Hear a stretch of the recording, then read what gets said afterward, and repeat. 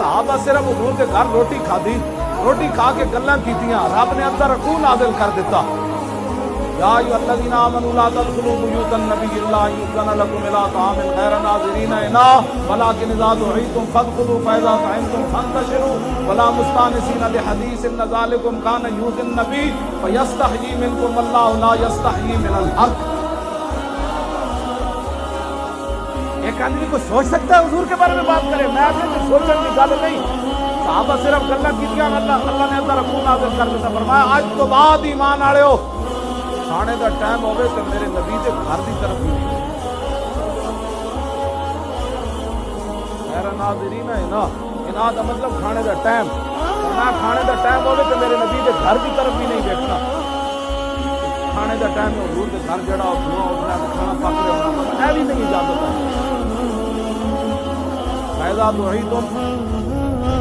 آگے جی جدوں کھانے دا میرے نبی بلان سے روٹی کھا لو تو روٹی کھا کے فانتشروا میرے نبی دے گھروں نکل جاؤ، ولا مستانسین لحدیث اج تو بعد میرے نبی دے گھر بیٹھ کے گلاں کرن دی اجازت نہیں۔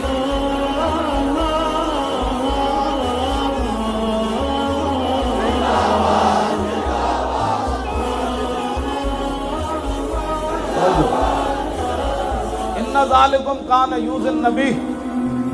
پہلے جس دن تسا جڑیاں گلاں کیتیاں نا میرے نبی دے گھر بیٹھ کے، صحابہ کی گلاں کیتیاں ہونیاں نے، پلاٹ خریدنا مدینہ پاک کے، سوسائٹیاں بن رہی سن، انہیں یہی کیتیاں سن گلاں، کتنے سی کچھ نصیباں کہ رسول اللہ تشریف لے آئے، سن جناب اپنا جلوہ بکھایا، حضور کا غلامی سن، یہی گلاں کیتیاں، فرمایا نہیں میرے نبی دے دل سے گزر گئی بات، میں تسی روٹی کھا کے اٹھے کیوں نہ ہو، میرے نبی نو ایذا ہو گئی، فیستحیی منکم واللہ لا یستحیی من الحق، میرے نبی نے حیا فرمایا تو گھر بیٹھے کیویں اٹھاندے، لیکن اللہ اپنے